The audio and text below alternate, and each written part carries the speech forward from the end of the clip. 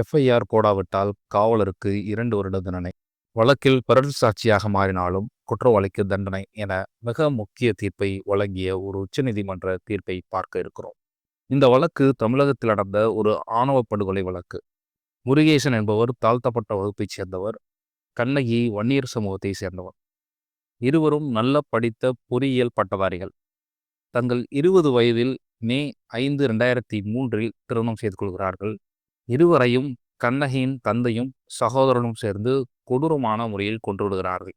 இந்த கொடுமையை புகார் கொடுத்தும் புகாரை எடுக்காதது மட்டுமல்ல, புகார் கொடுத்த தலித் குடும்பத்தையும் குற்றவாளிகளாக மாற்றிய காவல் உதவி ஆய்வாளர் தமிழ்மாறன் மற்றும் இன்ஸ்பெக்டர் செல்லமுத்து அவர்களையும் வழக்கில் A14 A15 குற்றவாளிகளாக சேர்க்கப்பட்டார்கள். 2003 கொல்லப்பட்ட இந்த தம்பதிகளின் விசாரணை 2021 முடிவுக்கு வந்தது. கிட்டத்தட்ட 18 வருடம்.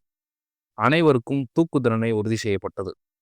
அதன் பிறகு உயர்நீதிமன்றம் சென்றார்கள். அதில் தூக்கு தண்டனை ஆயுள் தண்டனையாக மாற்றப்பட்டு 2 பேர் விடுவிக்கப்பட்ட பிறகு மற்ற 11 பேருக்கு தண்டனை உறுதி செய்யப்பட்டது. இதனை எதிர்த்தும் உச்சநீதிமன்றம் செல்கிறார்கள் தண்டனை பெற்றவர்கள். உயர்நீதிமன்றம் கொடுத்த தண்டனையில் எந்த மாற்றத்தையும் ஏற்படுத்தாமல் அந்த தண்டனை அப்படியே உறுதி செய்தது உச்சநீதிமன்றம். SI தமிழ்மாறன் அவர்களுக்கு 2 வருட சிறை தண்டனையை உறுதி செய்தது உச்சநீதிமன்றம்.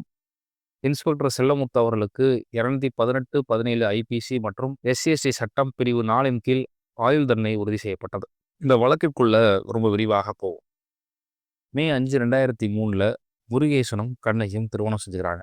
மே 7 முருகேசன் கண்ணகியுடைய பெற்றோர் மற்றும் உறவினர்களால் கடத்தி கொண்டு வரப்படுறாங்க. அடுத்த நாள் மே 8 கண்ணகியும் கண்டுபிடிச்சு கடத்திட்டு வர்றாங்க. 2 பேரையும் ஒன்றா உட்கார வச்சு விஷம் கொடுக்குறாங்க. இதனால 2 பேருமே இறந்துடுறாங்க. 2 உடல்களையும் தனித்தனியாக எடுத்துட்டு போய் எரிச்சிட்டு சாட்சிகளை அழிச்சிட்டோம் அப்படின்னு சொல்லி குற்றவாளிகள் அமைதியாக இருந்துடுறாங்க. இந்த விஷயம் முருகேசன் குடும்பத்துக்கு தெரிய வருது. இவங்க போய் காவல்துறையில் புகார் கொடுக்குறாங்க. காவல் நிலையத்துக்கு ஜூலை 8 இந்த தகவல் உறுதி செய்யப்பட்ட பிறகும் கூட எஃப்ஐஆர் பதிவு செய்யப்படலை. அதற்கு பதிலாக புகார் கொடுக்க வந்த முருகேசனுடைய வளர்ப்பு தாயையும் அவருடைய தந்தையையும் சாதி பேரை சொல்லி இவங்களும் கடுமையாக திட்டுறாங்க, காவல் நிலைய SIயும் இன்ஸ்பெக்டரும் சேர்ந்து. அதன் பிறகு மக்கள் போராட்டங்களுக்கு பிறகு எஃப்ஐஆர் பதிவு செய்யப்படுது. அதிலும் என்ன பண்ணப்படுதுன்னா சார்ஜ் ஷீட் ஃபைல் பண்ணுறாங்க. அதில் குற்றவாளிகளாக தலித் சமூகத்தை சார்ந்தவர்களையே உள்ள குற்றவாளிகளாக வச்சு ஒரு சார்ஜ் ஷீட்டை ஃபைல் பண்ணுறாங்க. அதற்கு பிறகு 2004 உயர்நீதிமன்றம் இந்த வழக்கு விசாரணை மிக மோசமாக இருக்குது அப்படின்னு சொல்லி இதை CBIக்கு மாற்றுறாங்க. அதற்கு பிறகு தண்டனை உறுதி செய்யப்படுது. இதில் உச்சநீதிமன்றம் பிறல் சாட்சியல் குறித்து சில விஷயங்களை குறிப்பாக சொல்லியிருக்கு. இந்தியாவில் கிரிமினல் வழக்குகளை பொறுத்த வரைக்கும் பெரும்பாலும் இந்த வழக்கு எடுத்துட்டா கூட 18 ஆண்டுகள் இந்த வழக்கு நடந்திருக்கு. இதில் பெரும்பாலான சாட்சிகள் பிறல் சாட்சியலாக மிரட்டப்பட்டு அதை மாற்றப்படுறாங்க. இது ஒரு மோசமான விஷயம் இந்தியாவை பொறுத்த வரைக்கும் அப்படின்றத உச்சநீதிமன்றம் சொல்லியிருக்கு. அதிலும் பிறல் சாட்சியாக மாறுவதனாலேயே ஒரு வழக்கில் தீர்ப்பு குற்றவாளிகளுக்கு சாதகமாக மாறிவிடாது அப்படின்றதையும், பிறல் சாட்சியுடைய வாக்கு மூலம் இதர வேறு சாட்சியங்களோட ஒத்து போகும்போது சாட்சியுடைய வாக்குமூலமானது பிறல் சாட்சியாக மாறினாலும் கூட அது நீதிமன்றத்தால் ஏற்றுக்கொள்ளப்படும் அப்படின்றத உச்சநீதிமன்றம் தெளிவுபடுத்தியிருக்கு. இந்த வழக்குடைய தீர்ப்புல மிக முக்கிய சாராம்சங்கள் என்ன அப்படின்னா, சரியான நேரத்துல முதற் தகவல் அறிக்கை பதிவு செய்யாமல் விட்ட காவல் ஆய்வாளர் மற்றும் காவல் உதவி சார்பு ஆய்வாளருக்கு தண்டனை உறுதி செய்யப்பட்டிருக்கு. குறிப்பா சப் இன்ஸ்பெக்டர் கரெக்டா எஃப்ஐஆர் ஃபைல் பண்ணாத காரணத்தினாலேயே அவருக்கு 2 வருட சிறை தண்டனை உறுதி செய்யப்பட்டிருக்கு. ஒரு புகாரை கொண்டு போய் நீங்க காவல் நிலையத்தில் கொடுக்குறீங்க.